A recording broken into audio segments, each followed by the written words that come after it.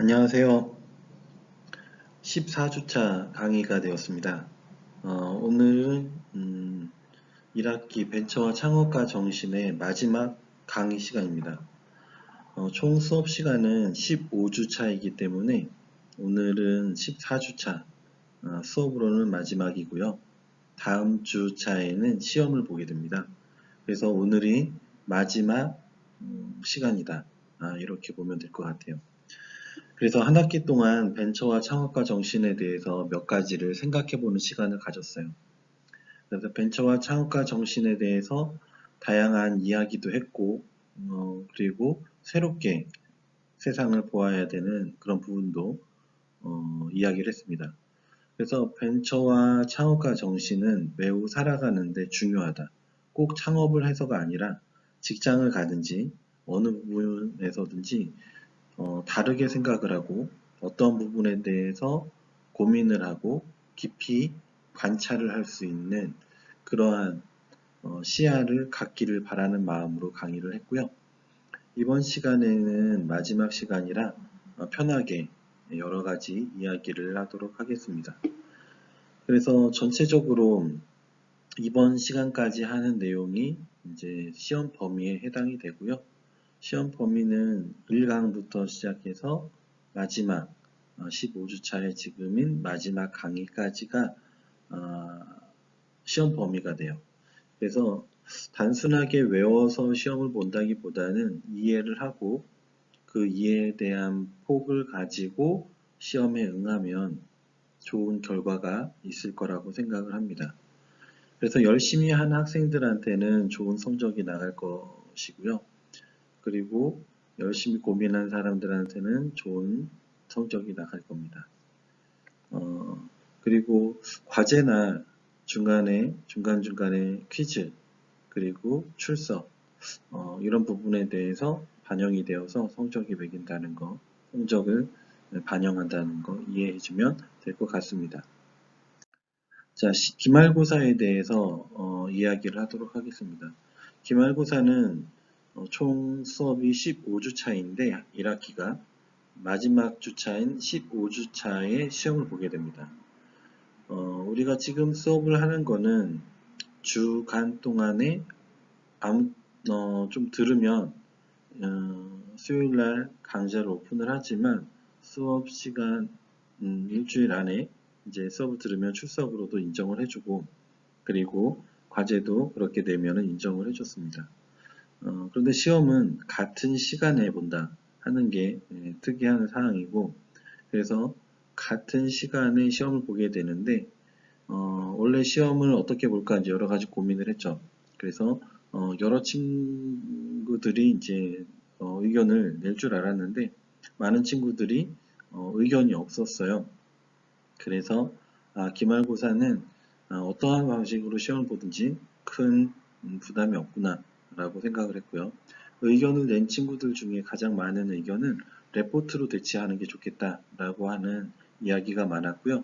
그리고 객관식, 두 번째는 객관식이었고 주관식은 없었어요. 그래서 주관식인 서술형 문제로 시험을 출제하기로 했습니다.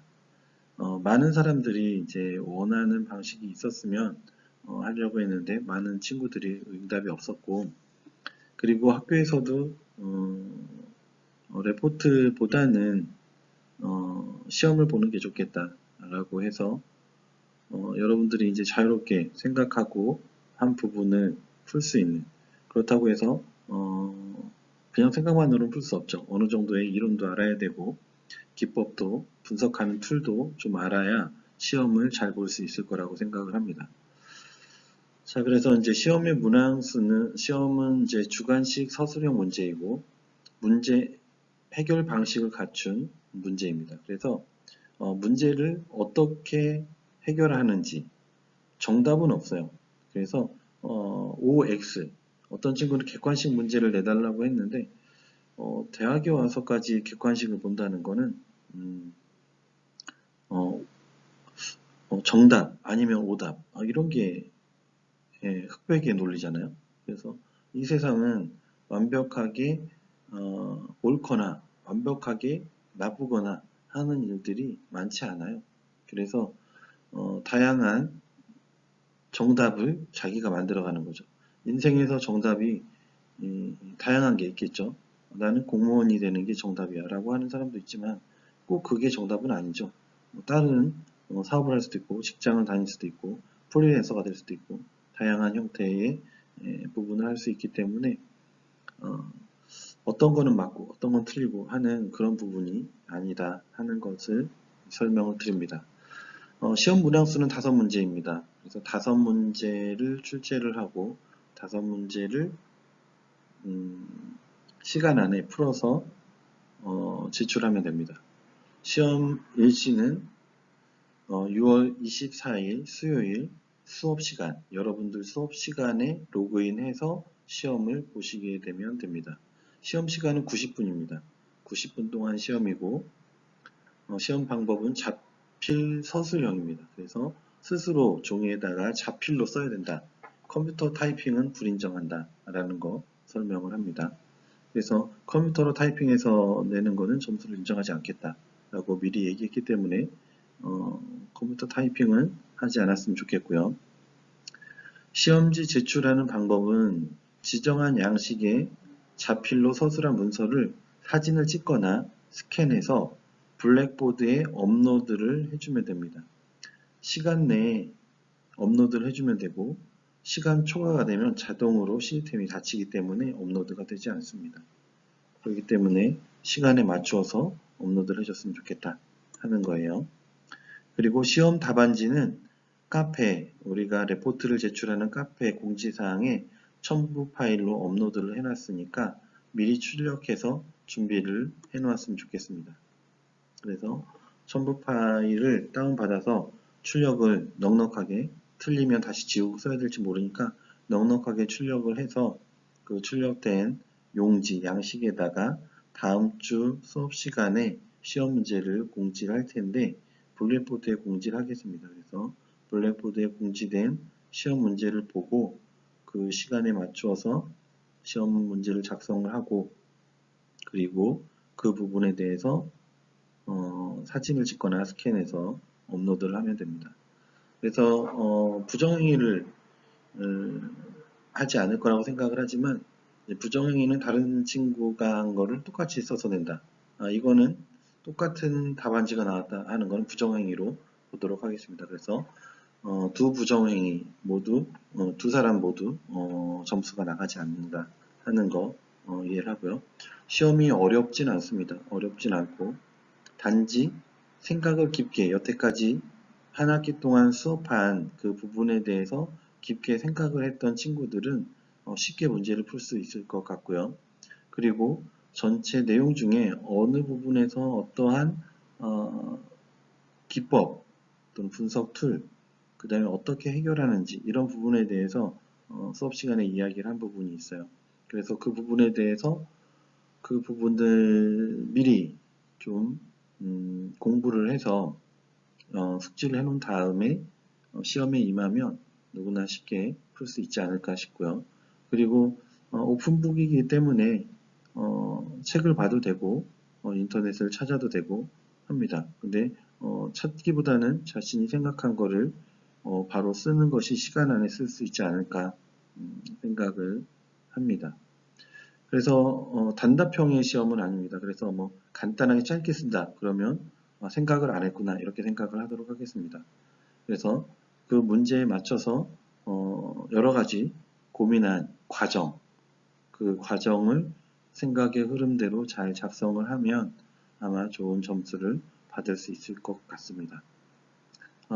여기까지 혹시 시험에 대해서 궁금한 부분이 있으면 문자나 카톡 또는 이메일 뭐 이런 걸 통해서 질문을 하면 거기에 따라서 답변을 해주도록 하겠습니다. 자, 그러면 이제 마지막 수업을 하도록 하겠습니다. 자, 붉은 여왕이 있어요. 어디 나오냐면 이상한 나라의 앨리스라고 하는 동화책에 나오는 이야기입니다. 그래서 붉은 여왕이 이상한 나라에서 앨리스한테 이렇게 말을 합니다. 이곳에서는 어떤 어떤 물체가 움직일 때 주변의 세계도 이에 따라 함께 움직이기 때문에 제자리에 서 있고 서 있고 싶으면 죽을 힘을 다해서 뛰어야 된다라고 이야기를 해요. 그래서 가만히 서 있으면 곧 뒤처지는 것이 되지. 그래서 어디론가 가고 싶으면 아까보다 2배는 빨리 뛰어야 돼. 라고 이상한 나리 앨리스의 글이 있어요. 자, 동화에 나오는 걸 보면 그렇게 별로 와닿지 않았는데 나이가 들고 나서 보니까 정말 많이 와닿는다 라는 생각을 해요. 여러분들이 지금 대학에서 공부를 하죠. 그래서 열심히 공부를 하고 열심히 공부를 하는 것이 여러분들은 제자리에 서 있는 거예요. 다른 친구들도 다 열심히 하기 때문에 그래요. 그래서 여러분들이 아무것도 안 하고 가만히 있으면 여러분들은 뒤처지게 되죠. 그래서 여러분들이 열심히 공부도 하고 열심히 놀기도 하고 열심히 여행도 하고 열심히 책도 보고 열심히 많은 생각을 하면 그것이 제자리라는 거예요. 그러면 여러분이 원하는 목표, 원하는 자리, 원하는 어떤 물질적인 거, 정신적인 거 이런 부분을 이루려면 다른 친구들에 비해서 2배는 더 빨리 해야지, 더 열심히 해야지 여러분들이 원하는 자리에 갈 수 있습니다. 그래서 굉장히 냉정하고 굉장히 잔혹한 것 같지만 현실은 잔혹하고 냉정합니다. 여러분들이 지금은 1학년 또는 몇몇 학생은 3, 4학년 학생도 있어요. 우리 수업을 듣는데 돌이켜보면 그런 걸 알 수 있어요.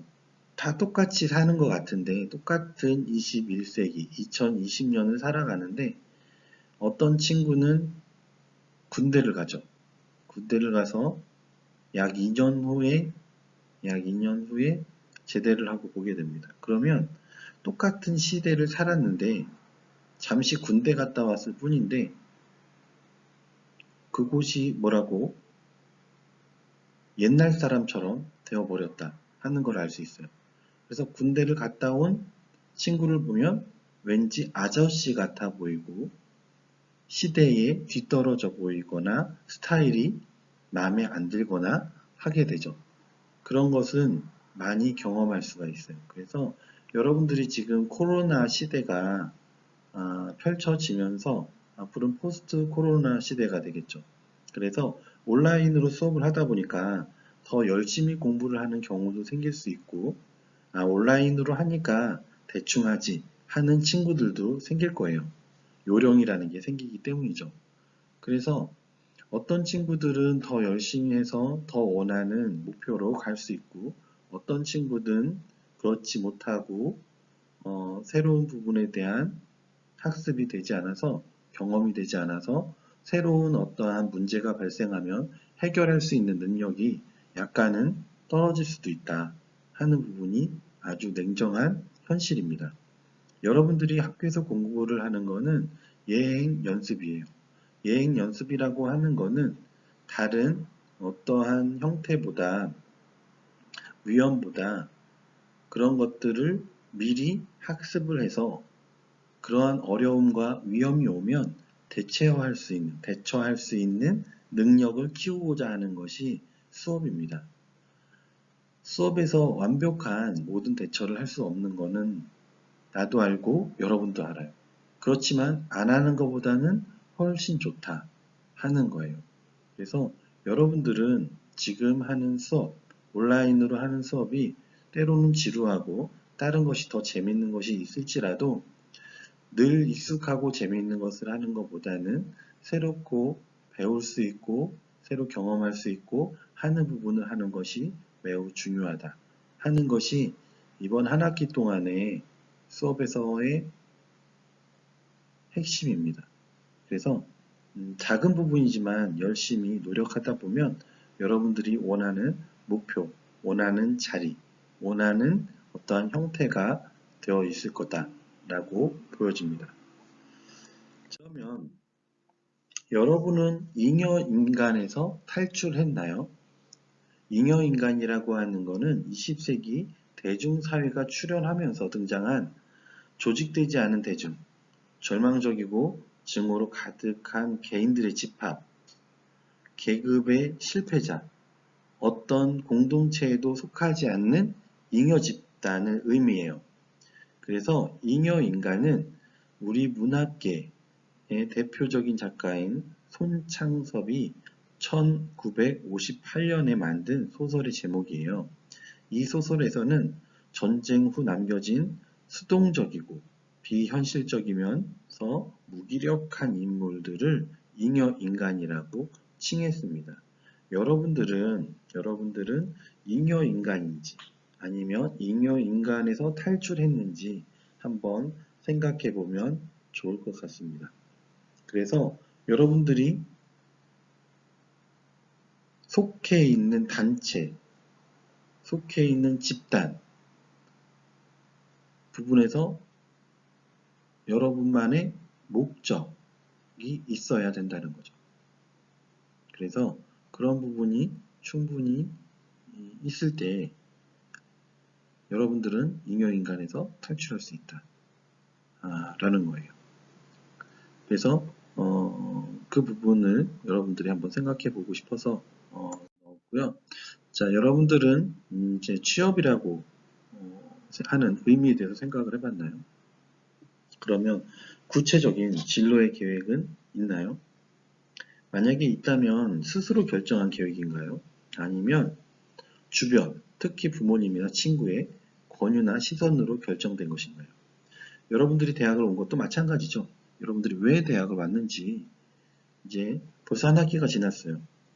지금 집에서 공부를 하지만 내가 왜 대학을 왔는지 한 학기가 지났는데 다시 한번 고민을 해보고 마음을 다시 다잡고 그리고 새로운 계획을 세워볼 수 있는 그런 시간이 되었으면 좋겠어요. 벤처와 리더십, 벤처와 차후가 정신이라고 하는 거는 굉장히 중요한 부분이에요. 그래서 경제적인 자원을 생산성이 낮은 영역으로부터 생산성과 이득이 높은 영역으로 이전시키는 사람이라고 정의가 되어 있어요. 그래서 그런 부분, 남들이 보지 못하는 기회를 감지하고 그러한 창의력, 보완적인 역량을 지닌 이들과 팀워크, 그리고 보유하고 있는 자원뿐만 아니라 외부 자원도 동원할 수 있는 추진력이 요구가 되죠. 그래서 벤처의 리더십, 벤처와 창업가 정신은 이러한 부분들이 필요하다 하는 겁니다. 그래서 여러분들이 새로운 제품과 서비스를 창출하거나 새로운 생산 방법을 도입하거나 새로운 조직 형태를 창조하거나 새로운 원재료를 활용함으로써 기존 경제 질서를 파괴하는 사람이 되어야 한다는 겁니다. 그래서 기존에 있는 질서에 수동적으로 살아간다는 것은 너무 무료하죠. 그래서 기존의 경제 질서를 파괴하고 새로운 경제, 창조 경제를 만들어야 된다 하는 겁니다. 여러분들은 창조 경제의 세대에 살고 있어요. 지금 여러분들은 코로나가 발생하니까 굉장히 좋은 부분도 있고 그렇지 않은 부분도 있을 거예요. 그렇지만 분명한 건 코로나로 인해서 많은 부분이 변화가 생길 거고 부의 편중도 심해질 거고 그리고 기존에 있는 질서가 파괴될 거고 기존에 있는 다양한 부분들이 변화가 된다 하는 것이 기정사실입니다. 여러분들은 돈이라고 하는 것을 좋아하죠? 안 좋아하는 사람 있나요? 돈. 저도 돈을 많이 벌고 싶어요. 많이 벌고 싶은데 많이 벌진 못하죠. 여러분들은 얼마를 벌고 싶나요? 자, 지금 벤처와 창업가 정신은 그냥 벤처와 창업가 정신이 아니죠. 어떠한 객관적인 지표가 있는데 나는 뭐 도덕적인 성인 분자가 될 거야. 이런 지표가 아니에요. 벤처와 창업가 정신은 아주 쉬운 지표가 있어요. 창업을 해서 기업을 만들었다 라고 하면 아주 쉬워요. 성공했냐? 성공하지 않았냐? 아주 쉽게 알 수 있죠. 돈을 많이 벌었느냐? 돈을 많이 못 벌었느냐? 라고 해서 바로 결정이 됩니다. 그만큼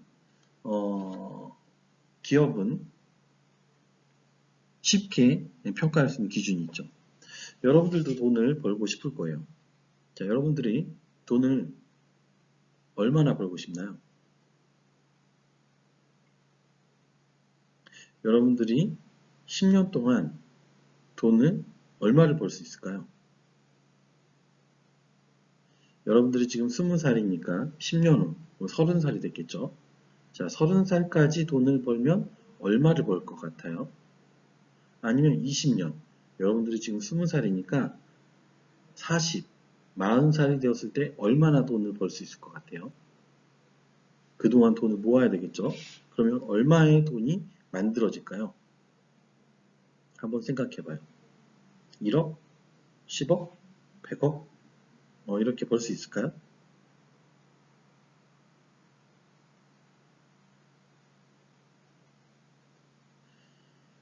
누구나 돈은 벌고 싶지만 그렇게 많은 돈을 벌기는 생각보다 어렵다 하는 거예요. 여러분이 직장을 들어가서 월급을 받아서 용돈을 쓰고 남는 돈으로 저축을 한다고 하죠. 그러면 여러분들이 10년, 20년 동안 얼마를 벌 수 있는지 생각한, 나는 이 정도 벌 거야 라고 생각한 그런 부분이 있죠. 그런 부분에 숫자가 맞는지 한번 보세요. 자, 여러분들이 직장을 들어가서 월급을 받고 남는 돈으로 저축을 했어요. 그래서 거의 안 쓰고 막 적당히 쓰고 그래서 한 달에 100만 원씩 저축을 했다고 하죠. 그러면 대충 계산해서 1년에 1000만 원 저축을 하는 거고 10년이면 1억에 저축이 되는 거죠. 그렇죠? 그래서 10년 동안 꾸준하게 모았을 때 1억이 모이게 되는 거예요. 그래서 여러분들이 30살이 되었을 때 1억이라고 하는 돈이 있으면 엄청나게 예, 엄청나게 잘 살았다? 아니면 많이 모았다? 라고 할 수 있는 거예요. 자, 그리고 나서 또 10년. 그러면 또 한 1억 정도를 더 모을 수 있겠죠. 그럼 한 2억 정도가 되는 거예요. 그러면 여러분들이 20년 후가 되면 매월 100만 원씩. 뭐 조금 나는 돈을 더 많이 모을 수 있어. 한 달에 200만 원씩 모을 수 있어. 라고 하면 20년이 지나면 4억이 모이게 되는 거예요. 뭐 4억에서 5억 정도 되겠죠. 그러니까 그거는 아주 잘했을 때에 모일 수 있는 수치죠. 자, 그러면 그만큼 모으면 엄청 성공한 케이스가 되는 거예요. 여러분들이 드라마나 영화에서 보면 엄청나게 부자가 되고 엄청난 사람들이 있는데 그런 경우는 많지 않다. 누구나 돈을 벌고 싶지만 그렇게 많이 벌지 못한다는 거예요. 슬프죠? 1억도 크죠. 1000만 원도 크고.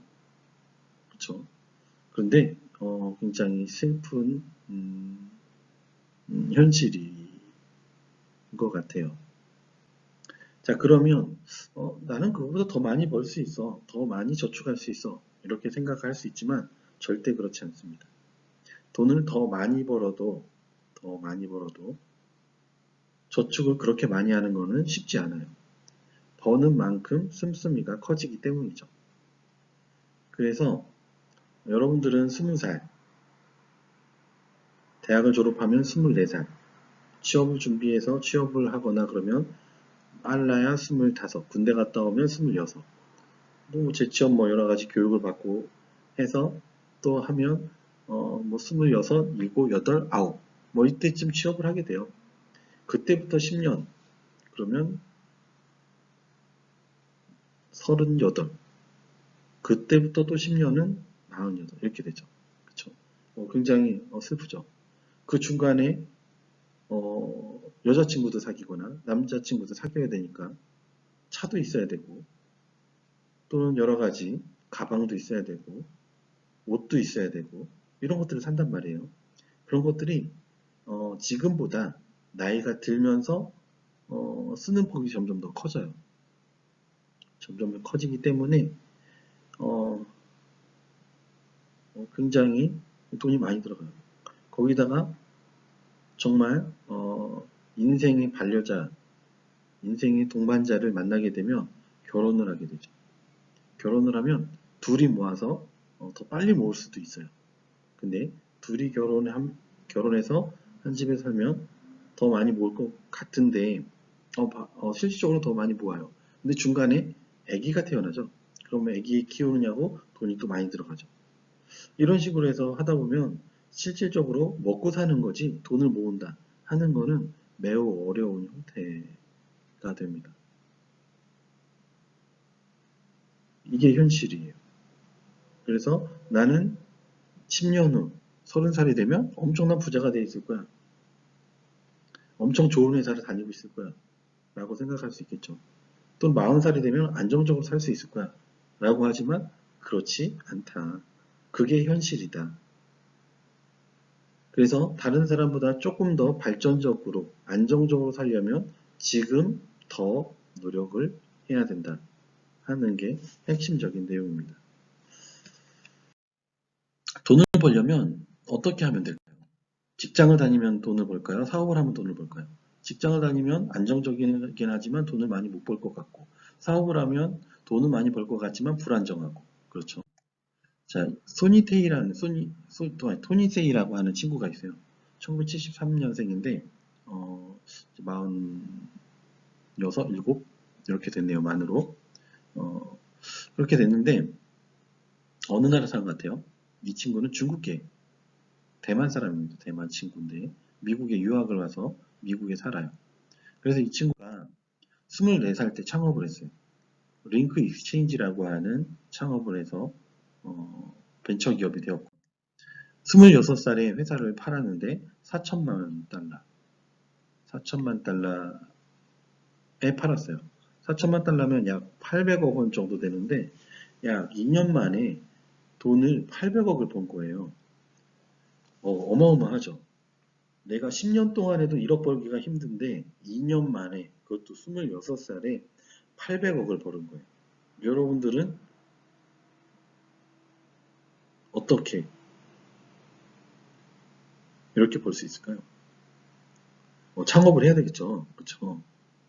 어쨌든 뭐 창업을 하든 안 하든 어쨌든 기회가 있어서 이 친구는 800억 원에 대한 형태로 해서 회사를 매각하게 되었는데 조건이 있었어요. 조건이 뭐였냐면 1년 동안 회사에 남아서 업무 인수인계도 해주고 여러 가지 자문도 해주고 일을 같이 해주는 조건이 붙었어요. 여러분들은 1년 동안 남아서 800억 원을 받을래요?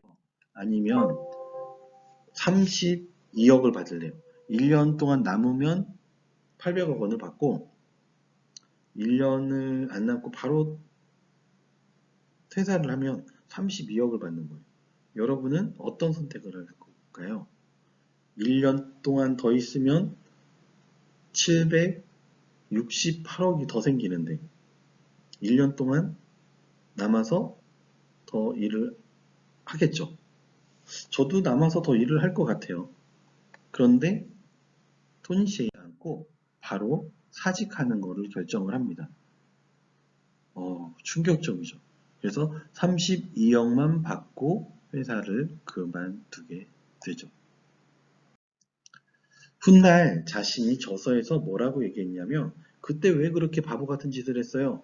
라고 하는 사람들의 대답에 뭐라고 했냐면 무엇을 할 것인지 잘 알고 있지는 못했지만 무엇을 하지 않아야 할 것인지는 잘 알고 있었기 때문에 그때 바로 그만둘 수 있었다라고 이야기를 합니다.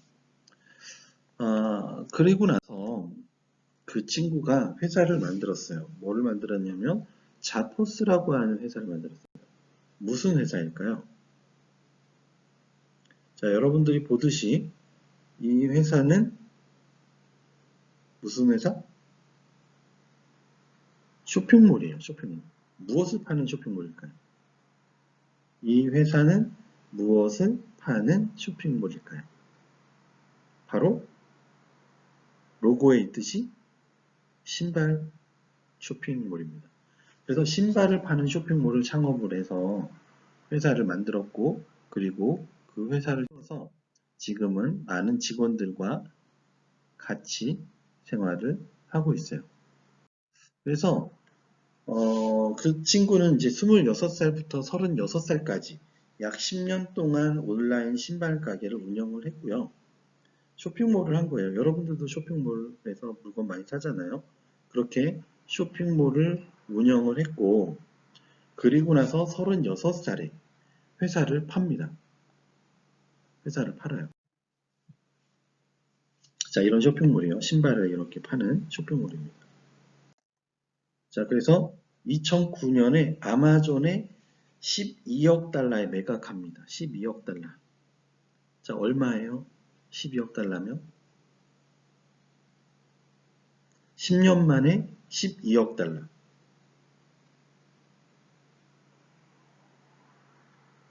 12억 달러면 한국 돈으로 얼마죠?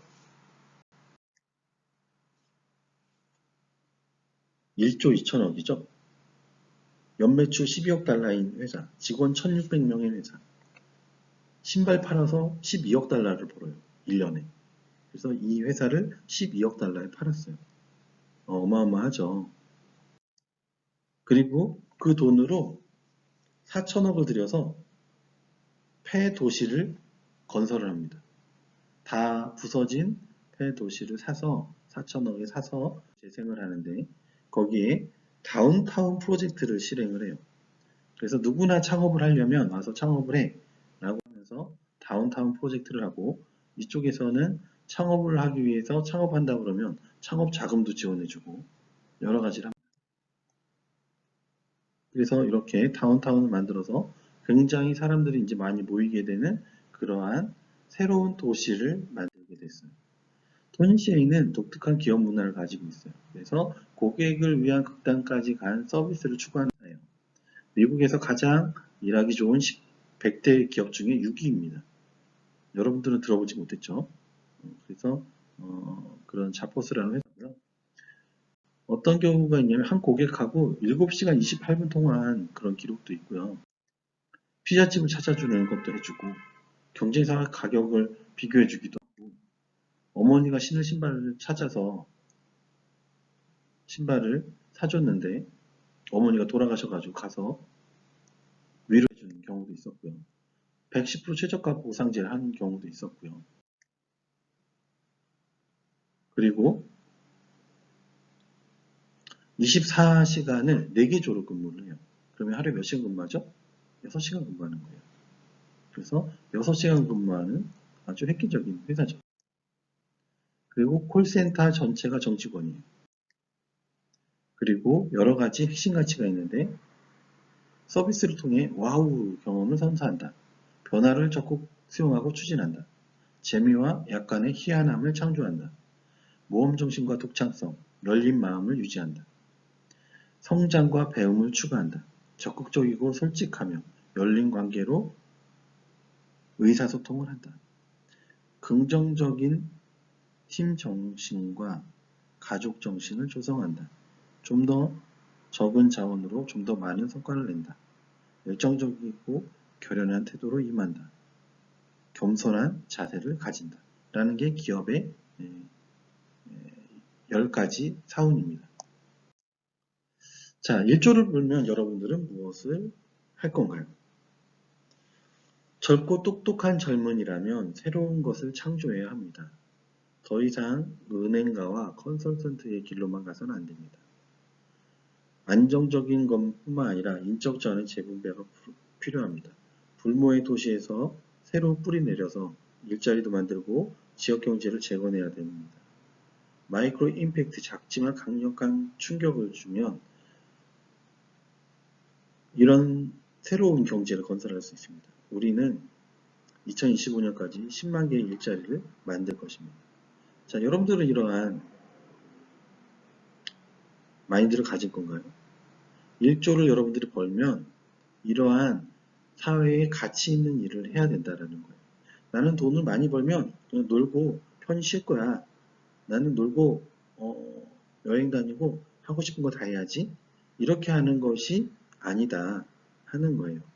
그래서 여러분들이 하루하루 열심히 공부하는 거는 많은 편리함, 편안함, 안정적인 삶을 원해서 하는 거지만 그렇게 해서 결국에 안정적인 그러한 부가가치를 만든다면 큰 돈을 번다면 많은 일자리를 만들고 경제를 재건하고 사회에 도움이 되는 그러한 일을 해야지 된다 하는 겁니다. 그래서 여러분들이 벤처와 창업가 정신에 대해서 이렇게 이해를 하면 좋을 것 같습니다. 자, 이렇게 해서 첫 번째 시간을 마치도록 하겠습니다.